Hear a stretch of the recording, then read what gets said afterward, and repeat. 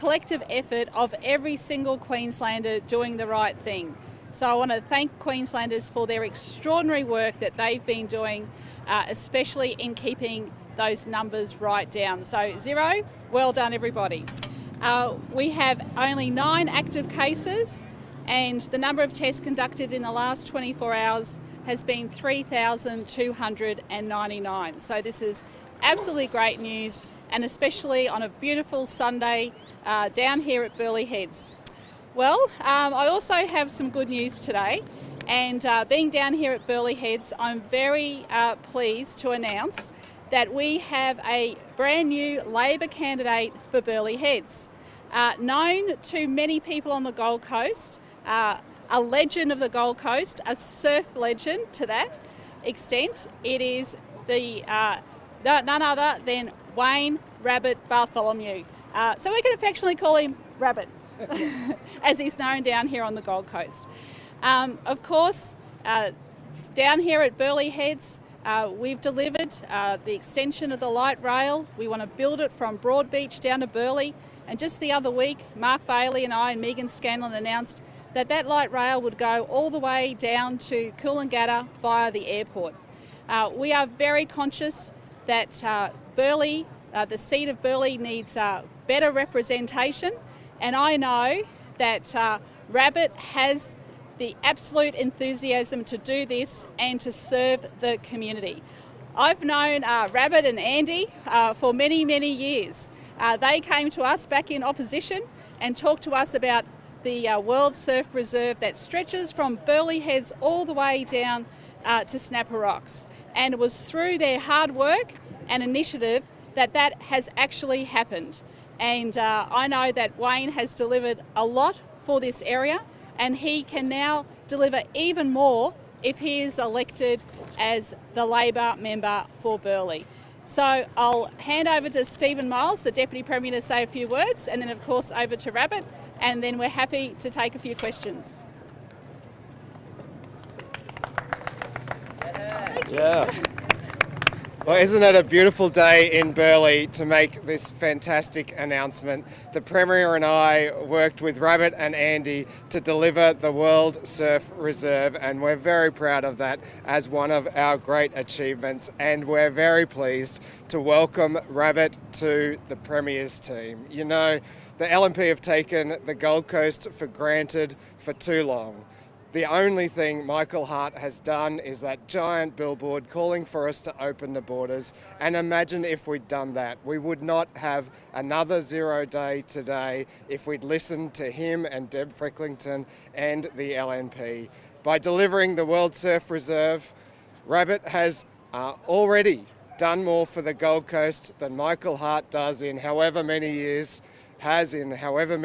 he's been the member down here. And so I'm very much looking forward to working with Rabbit to deliver more for the Gold Coast. Thanks, Rabbit. Well, thanks, ladies and gentlemen. Premier, Deputy Premier, I'm very privileged to stand here today and to be part of Premier Annastacia Palaszczuk's team. You know, I'm very proud of the job she has done for Queensland. My mum is 93 years of age, and it's such a wonderful thing she's able to go shopping at the Pines. She's able to go to coffee with my sisters and I to her favourite coffee places, and that's because she can. And you know, at 93, we're all worried about her, and it's just so wonderful that Queensland is in the best shape of the entire planet, and you know, that's something to be very proud of. And the resilience and commitment is showing forth through the government's team. You know, for me, this is a milestone. It's a step up, but it's also the next phase of my representative career. You know, I've been an ambassador for the Gold Coast in some form through my surfing since I took off overseas as a 17-year-old nearly 50 years ago, and it's been a classic ride. And you know, the Gold Coast, I mean, the one challenge I put out there, I challenge anyone to love the Gold Coast more than I do. And, you know, it's such a wonderful area to represent. Burleigh has a special place in my heart. Obviously, my stomping days back when I was going to Miami High School and surfing Burleigh before school. And I want to pay tribute to the principal of Miami High back then, Bill Callanan, he introduced surfing to as a sport, the first in Australia, and I might have had a little bit to do with that, but it was all about having an arrangement. So when the waves were perfect at Burleigh, maybe I didn't get there till 9:10. You know, it's also just really special on a personal front that you know the Gold Coast is well represented. That this area, like the strip along the coast, the hinterland. I mean, it's all these, from the urban area to the coastal area. What's happening is that they're all families out there, and those families want to get back to work, and those families have got children that want to go to school, and that's what we're all about. And I'm all about it. Like, this is not an easy time. This is not an easy time for anyone in this country, not an easy time for anyone in the world. And I want to step up now, not because it is easy, because it actually is really hard. And for me, it's a calling. I feel it's time, and I'm very proud to be part of this team. Thank you. We're happy to take some questions.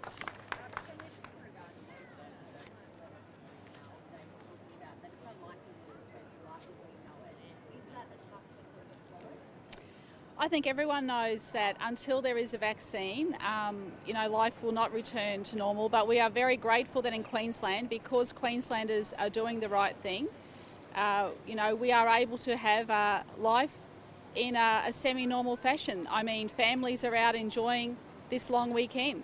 We've got people able to go to work, go to their businesses. We've got children able to go to their schools. In many, many other parts of the world, this is simply not the case.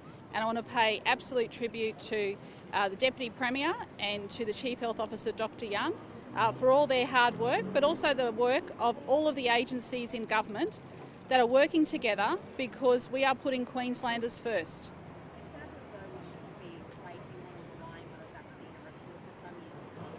Well, the key here is social distancing. I've said this time and time again. The key is social distancing and keeping up that good hand hygiene. And if we all play our part, and if we all do that, we're keeping each other safe. So everybody has a social responsibility to keep everyone safe during this time. We don't want to see what's happening in Victoria. We're seeing what's happening in New Zealand, but around the world, many people are not sending their children to school. Many businesses are closed. Industries have shut down. Mining industry shut down, agriculture shut down in many, many other parts of the world. But through the great work of Queenslanders, we are getting through this. Premier, we're doing a great job with coronavirus, the state as a whole, but our latest unemployment figures, they're quite dire. What more needs to be done for Queenslanders? Yeah, we need to continue focusing on getting people back into work. And those figures that came out the other day, I don't think they've taken in the full extent of what's happening in Victoria, or the fact that most of our businesses are getting back to work, our cafes and our restaurants. And what we've seen over this weekend, many people have been enjoying a long weekend in southeast Queensland, that Queenslanders are supporting Queenslanders. And every dollar that we spend in a cafe or a restaurant is actually helping our economy, in our retail as well. There are many parts of the world where retail is shut down at the moment. We are very blessed to be living in Queensland and Australia, and we will continue to get through this by our clear recovery plan about getting people back into work. Youth employment was particularly bad. Is that something that needs to be focused on? Yes, and we have very clear plans in place there about making sure that young people leaving school can go into TAFE as well, get free TAFE. We've got our Skilling Queenslanders for Work program rolling out, a number of measures that I've announced progressively over the last few months. But it is going to be tough because a lot of our young people were involved in casual employment, especially in the international tourism sector. Now, there's not going to be a large-scale international tourism for some time. So what we've got to do is get out and support one another. And look at today, everyone down here at Burleigh and on the Gold Coast, they're supporting each other, and that's what we need to do. And I genuinely hope this is happening right across our state. Just finally, Premier, the opposition says this is why it's so important these figures to have a budget before the election. Is there any update on that? We've said very clearly that we're having that the Treasurer will be handing down his economic statement, the fiscal review. That'll be happening sometime in September. The Treasurer will update on that. But let me be very clear, no other state at the moment is handing down a budget. We just don't have the economic figures that we rely on from the Commonwealth, and the Commonwealth is not handing down their budget until early October.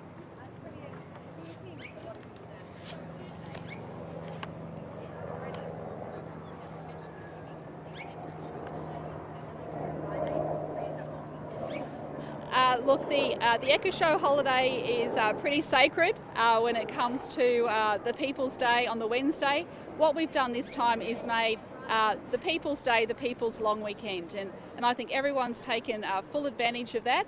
And why wouldn't you when you have beautiful weather like this on the Gold Coast and across Queensland? How do you feel they have responded when you arrived at Burleigh today? There's obviously a lot of people out. Do you think both businesses are receiving that support? I hope so. I think so. I think there's a lot of buzz around the community, and people are getting out and about, and that's because Queenslanders are doing such a great job with our response to COVID. So everybody needs to keep that up, and I thank Queenslanders for their hard work. Do you feel proud that you stand here and Queenslanders can be out enjoying the weekend like this when other states simply can't? I have immense pride in the work of Queenslanders. You know, we're all in this together, and we know that at any time anything can happen, but we have rapid response teams ready to go, and as we've seen from the women that returned back from Melbourne, the rapid response was deployed, and we will continue to deploy rapid response if needed. So, you know, anything can happen at any time. It only takes one person. So that's why our borders are being patrolled. As I said yesterday, they're being patrolled at the airport, at the roads, the train stations, and of course by the sea as well. This is very, very important work, and I thank everybody on the borders that is doing this work to protect Queenslanders and to keep Queenslanders safe.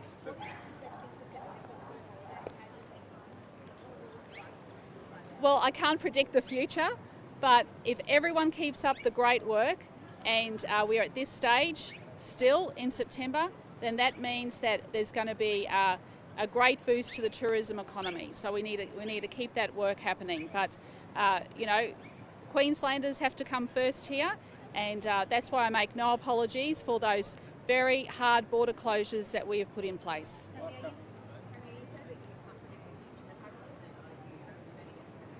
No, that's up to the people of this state.